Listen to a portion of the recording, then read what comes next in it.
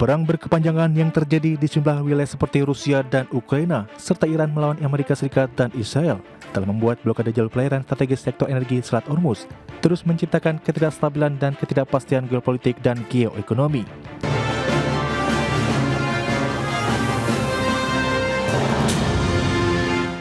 Konflik geopolitik di sejumlah wilayah seperti Rusia dan Ukraina serta Iran melawan Amerika Serikat dan Israel yang memblokade Selat Hormuz masih belum mereda, dan kondisi ini membuat jalur perdagangan dan logistik hingga industri pelayaran global terganggu sehingga biaya operasional melonjak drastis.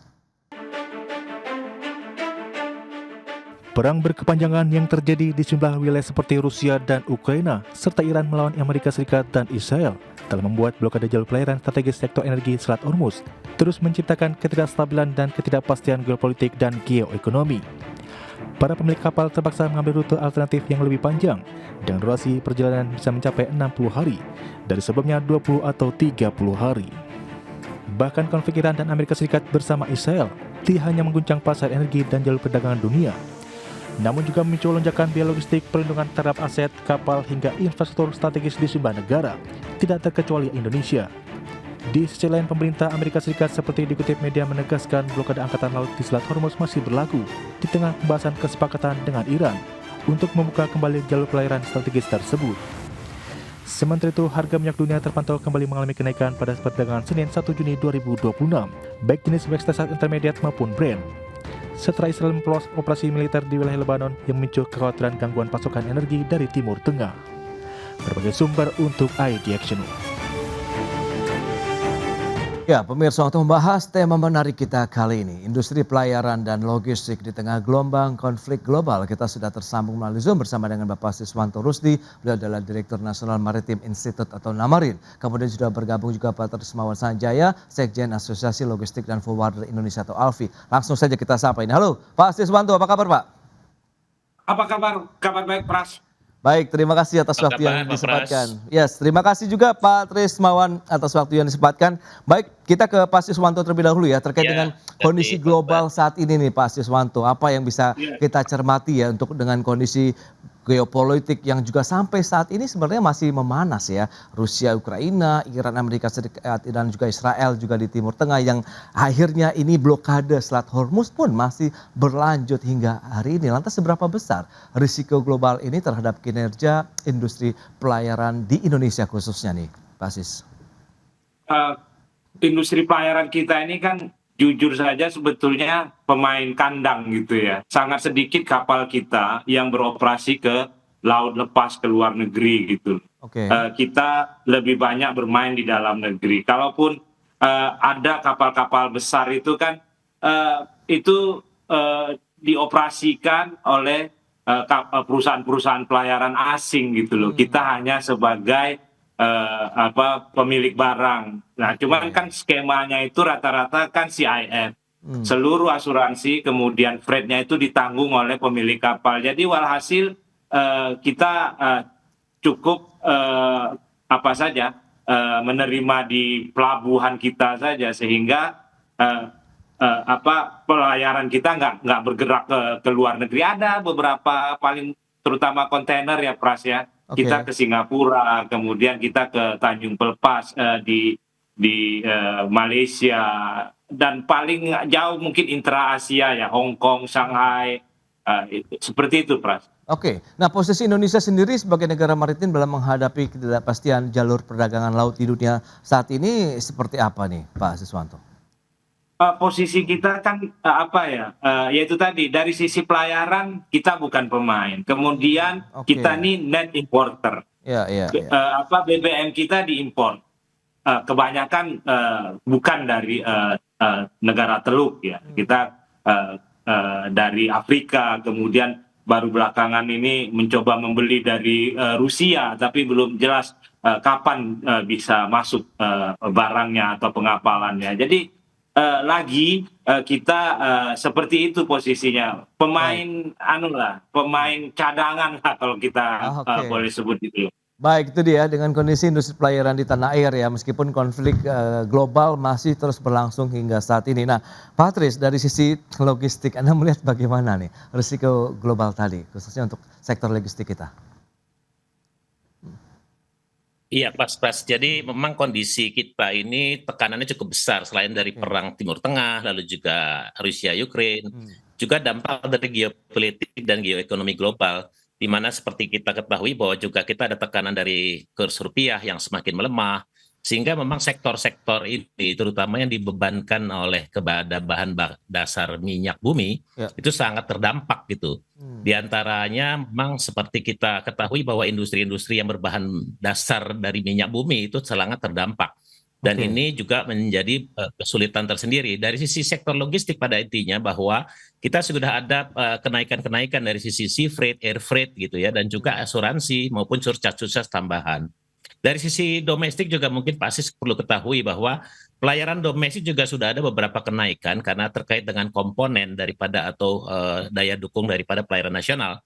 Seperti kita ada kenaikan di sisi untuk pelayaran domestik itu ada sisi kenaikan di maintenance untuk peti kemas, lalu juga biaya perawatan cleaning peti kemas, dan juga ada layanan administrasi DO. Sehingga ini sangat-sangat juga membebankan daripada keseluruhan biaya logistik nasional sih Mas Pras.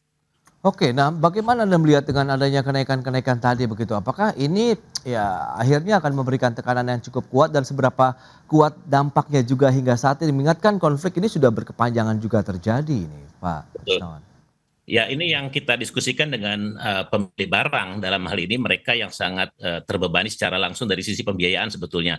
Jadi apa yang dilakukan oleh pemilik barang itu yang akan kita juga berikan solusi-solusi dari sisi logistiknya atau rantai pasok bagaimana suplai bahan baku maupun barang modal mereka.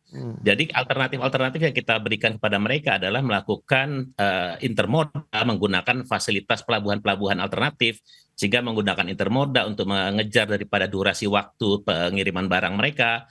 Lalu juga dari sisi industri, mereka sendiri memang dalam hal ini tekanan ini sangat-sangat berat ya.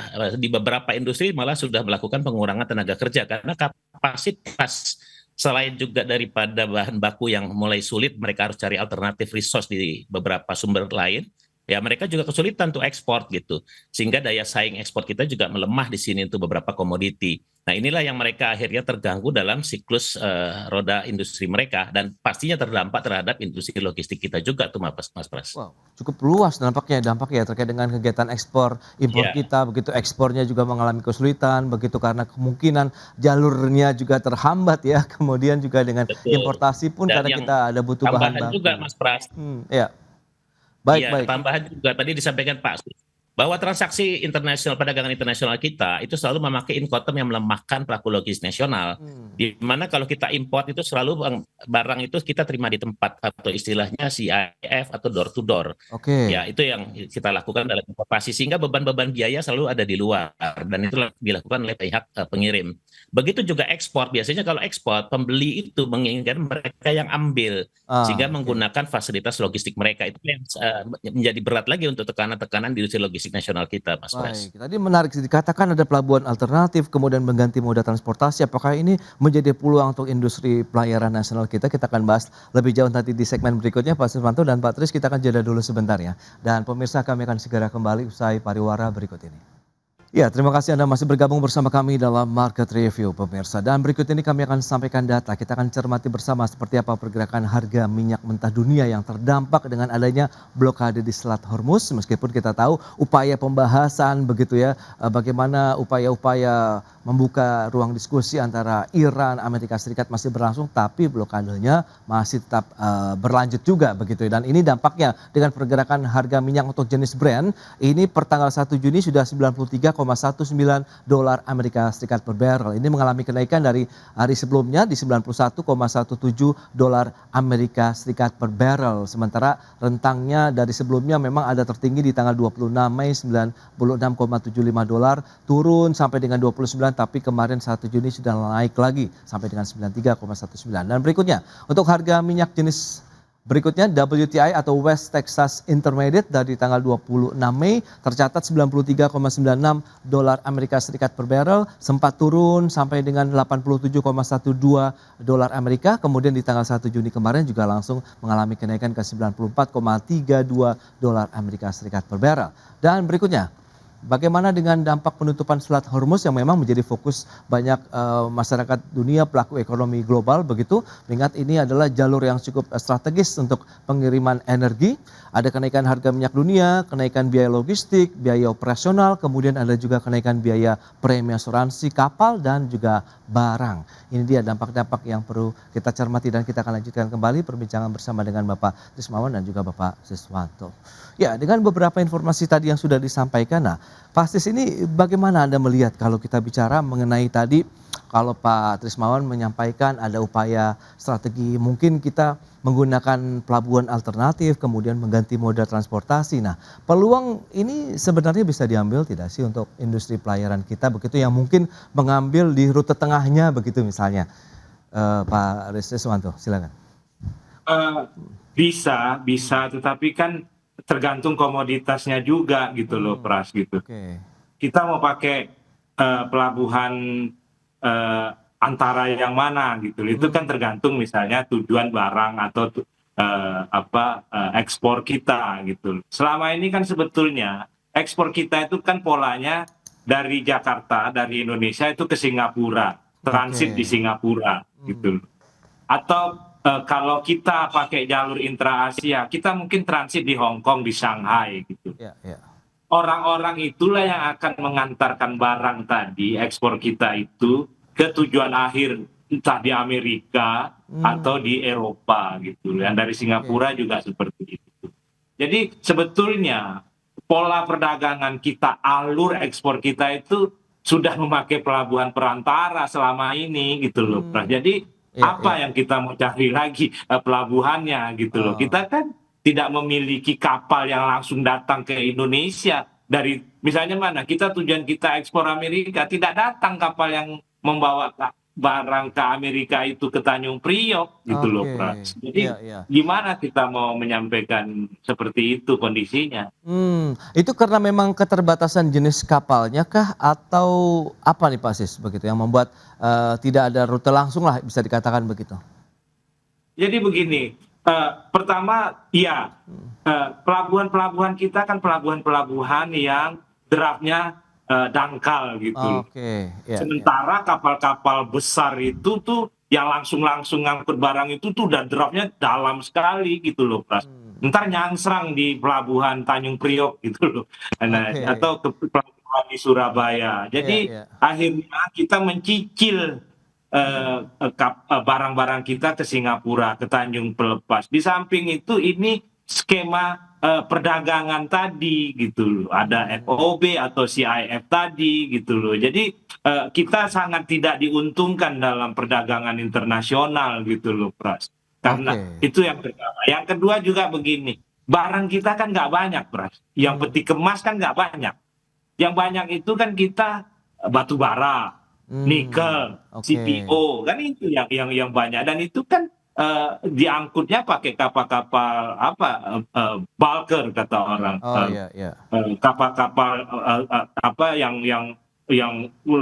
panjang-panjang, yang lebar-lebar, yang lagi-lagi juga tidak bisa masuk. Di Kalimantan saja mereka transshipment gitu loh, menunggu agak jauh dari bibir pelabuhan gitu loh, Pras, baru barang di ship to ship-kan gitu loh. Jadi seperti itu karakter ekspor kita hari ini, Pak. Baik ya, itu dia terkait dengan kondisi real dari industri pelayaran kita begitu untuk kegiatan eksportasinya ya. Nah, Pak Tris, lantas bagaimana Anda melihat untuk menyiasati kondisi tadi? Ada potensi keterlambatan pengiriman akibat perubahan rute kapal juga atau mungkin gangguan pada rantai pasok global ini. Apakah memang itu menjadi salah satu solusi misalnya pergantian moda, kemudian ada pelabuhan antara atau ada solusi lain yang lebih efektif misalnya? Iya, memang kalau dari sisi transaksi perdagangan internasional, kami pelaku logistik, alternatif yang bisa kita lakukan adalah kita mencari alternatif pelabuhan seperti kita lewat India atau Afrika untuk masuk ke Timur Tengah atau Eropa. Dan dari sana kita coba lakukan moda darat dari pelabuhan-pelabuhan tersebut gitu. Dan itu waktunya bisa lebih akurat dibandingkan kalau kita memang direct melalui pelabuhan yang melewati Selat Hormuz gitu, karena ketidakpastiannya tadi. Namun demikian, kalau kita melihat sebetulnya peluang yang ada di negara kita ini sebetulnya bisa mengembangkan industri pelayaran kita untuk masuk ke pelayaran pembayaran internasional itu yang belum ada. Ya tadi disebutkan oleh Pak Sis, kita tuh masih jago kandang saja. Nah ini yang memang perlu didorong oleh pemerintah kita, bagaimana pelayaran-pelayaran nasional kita bisa mengarungi lautan internasional, dan itu perlu didukung dari sisi perizinan karena memang persyaratannya cukup berat kalau untuk barang ini. Ya tadi disebutkan Pak Sis, kalau curah itu perizinannya sederhana terhadap komoditi tertentu. Tapi kalau pada saat kita bicara kapal peti kemas itu perizinannya cukup banyak. Dan itu apalagi juga persyaratan daripada peti kemasnya sendiri harus disertified gitu. Nah inilah yang mungkin para pelaku usaha perlu didorong pemerintah, atau mungkin juga ada salah satu BUMN aja yang berlaku untuk bermain di pelayaran internasional. Itu mungkin cukup membantu buat pelaku logistik nasional kita untuk berdaya saing di pasar global tuh Mas Pras. Oke. Nah itu menarik ya. Lantas bagaimana kalau memang itu menjadi pilihan? Nah kalau bicara mengenai gangguan tadi, ada sektor-sektor yang selama ini sudah mengalami langsung dampak dari gangguan rantai pasok global tadi, Pak Trismawan? Iya, sudah pasti dampaknya sangat besar nih Pak kepada industri, terutama industri manufaktur ya, dan juga industri olahan, lalu mesin-mesin, di mana saat ini mereka tidak ada kepastian baik barang yang akan dikirim maupun barang yang mereka butuhkan itu untuk tepat waktu tidak sulit tuh. Dan apalagi juga dari sisi biaya semakin mahal, sehingga akhirnya mereka harus mereview kembali bagaimana kapasitas produksi mereka tuh akhirnya saat ini. Dan yang terdampak itu kan industri langsung saat ini adalah biji plastik ya, dan juga industri plastik. Nah ini kan korelasinya cukup panjang Mas Pras, dari plastik tadi untuk industri otomotif, elektronik, dan lain-lain itu bahan bakar polimer tadi ya, yang berbahan dasar polimer. Nah ini akhirnya industri-industri lain juga terhambat gitu, dan dampaknya saat ini saya dengar juga beberapa industri sudah melakukan pengurangan tenaga kerja, sehingga efek dominannya cukup banyak tuh, terutama kawasan industri-industri yang tertentu dengan komoditas tadi. Itu mereka sudah nggak bisa lagi bersaing dalam kapasitas produksi yang seperti sebelumnya gitu. Dan ini yang membuat rentan sebetulnya. Kalau industrinya aja udah lemah, artinya logistik kita pun semakin berkurang karena kita nggak punya daya saing kalau untuk masuk pasar global gitu, Mas Pras. Baik, nah ini menarik. Lantas Pak Siswanto, adakah mungkin rekomendasi ataupun mungkin sudah ada diskusi sebelumnya begitu kalau kita bicara dengan beberapa tantangan tadi, bahwa kebutuhan sebenarnya untuk kita melakukan ekspor menggunakan kapal-kapal besar ini juga potensinya ada begitu. Tapi apakah tadi terkait dengan perizinan-kah, atau memang karena kita karena sudah terbiasa dengan rute-rute tadi yang kita sampai mungkin di Singapura, Hong Kong dan sebagainya begitu Pak Siswanto? Jadi apa ya, dulu kita punya yang namanya Jakarta Lloyd ya Pras ya. Ini kan national flag carrier kita untuk pengangkutan peti kemas. Sekarang mati gitu. Udah dibubarin atau apa saya juga nggak tahu gitu. Tetapi yang jelas kita dulu pemain peti kemas. Kemudian sudah ada upaya penyelamatan waktu itu, tapi ya akhirnya tidak berhasil juga Jakarta Lloyd disehatkan. Kayaknya kita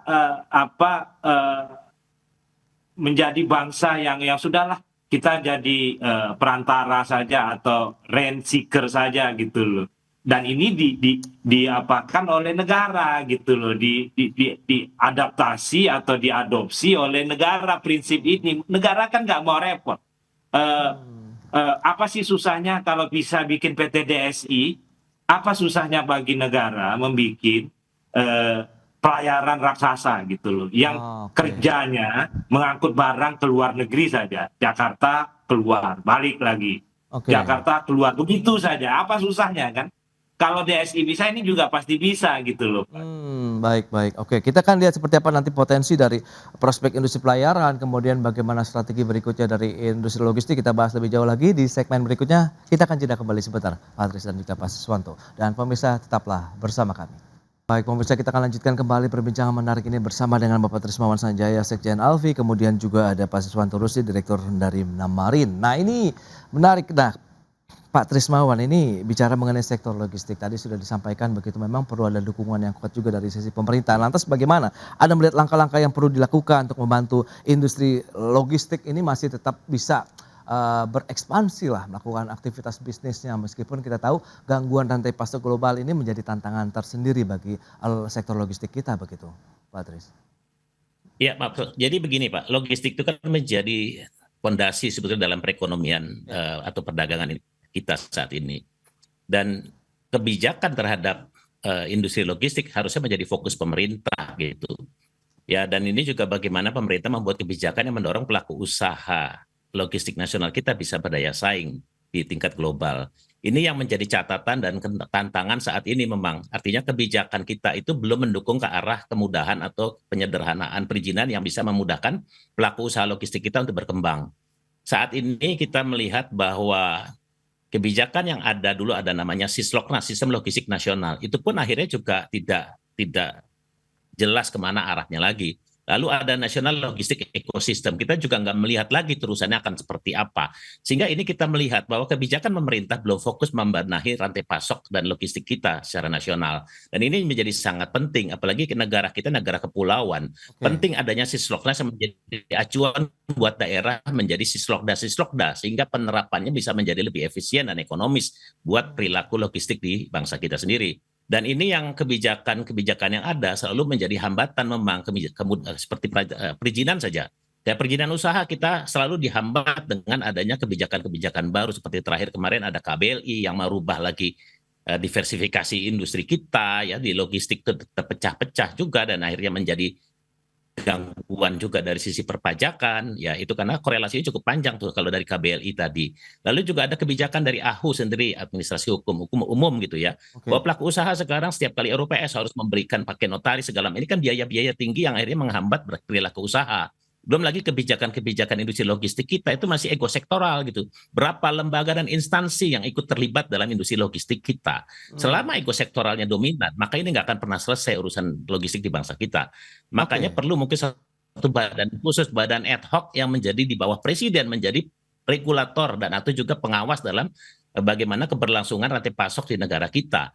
Dan badan ad hoc ini menjadi penting, menjadi sinergitas bagi seluruh kelembagaan yang ada dalam membicarakan fokus terhadap industri logistik nasional kita, Mas Pras. Oke, nah kalau kita bicara mengenai moda transportasinya, Pak Tris, ini memang kalau untuk yang logistik, entah itu untuk Indonesia ataupun mungkin harus eksportasi ke luar negeri, lebih kepada untuk yang tadi moda transportasi kapal laut kah begitu atau udara sebenarnya nih Pak?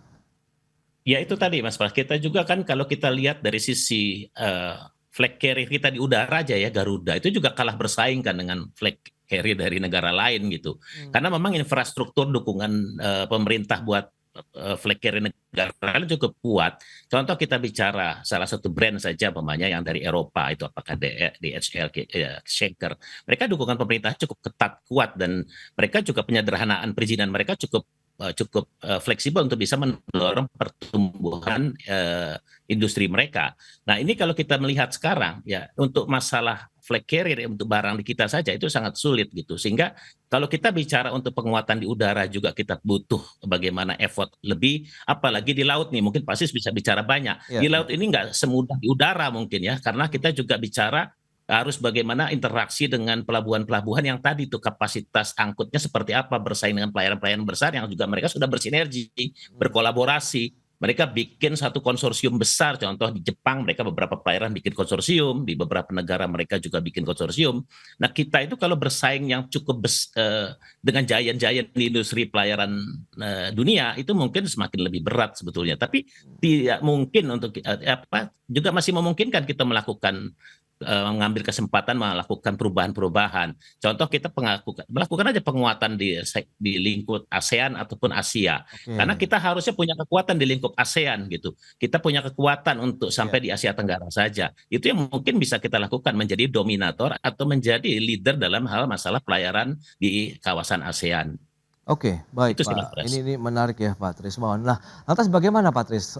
Mungkin strategi yang perlu disiapkan untuk melihat bahwa kita harus menjaga juga industri pelayaran kita bisa memiliki daya saing sambil membantu mungkin tadi sektor logistik nih. Jadi ada satu ikatan yang kuat nih antara sektor logistik dengan industri pelayaran di sana begitu baik untuk kegiatan Indonesia saja antar pulau, bahkan Asia, bahkan lebih luas lagi begitu, Pak Siswanto. Ya harus ada sinergitas kebijakan sih Pak tuh kayaknya. Baik. Silakan Pak Siswanto. Jadi memang apa ya, kita kan sudah lama seperti ini ya Pras ya. Nah seharusnya kan dalam waktu yang lama ini kita sudah mempersiapkan berbagai skenario gitu. Tetapi ya sudahlah nggak kejadian. Kalau saya ya Pras, kalau saya ditanya pribadi ya, saya pesimis, Pras, kita bisa membalikan keadaan ini gitu loh. Karena di luar sana juga sudah berubah gitu loh. Sementara kita baru mau bergerak gitu loh. Kecuali kita mengalokasikan sumber daya sebesar-besarnya seperti Presiden mengalokasikan dana untuk MBG, baru bisa, Pras. Kalau nggak seperti itu, ya kita mungkin masih sebatas wacana gitu loh. Oke, baik. Itu dia, berarti tantangan memang bagaimana fokus dari pemerintah, pelaku usaha begitu untuk bahu-membahu ya, untuk menjaga dari industri pelayaran kita tetap memiliki daya saing meskipun di tengah tadi ada gelombang konflik global yang perlu kita atasi bersama dan semoga akan semakin baik lagi ke depannya. Baik, Pak Trismawan, kemudian Pak Siswanto, terima kasih banyak ini atas informasi, update dan juga insight yang sudah diberikan kepada pemirsa pada hari ini. Selamat melanjutkan aktivitas Anda kembali, salam sehat. Sampai berjumpa kembali Pak Tris dan juga Pak Siswanto. Pak Pras.